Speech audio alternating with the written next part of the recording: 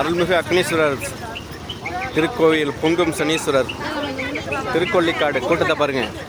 இன்றைக்கி சனிக்கிழமை அன்றைக்கி கூட்டம் ஒவ்வொரு கூட்டமாக இருக்குது.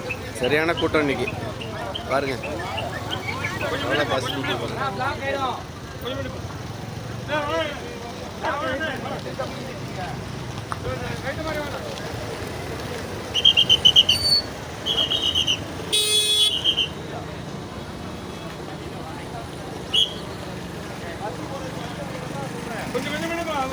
சரியான கூட்டம் இன்றைக்கி ஏகப்பட்ட கூட்டங்க.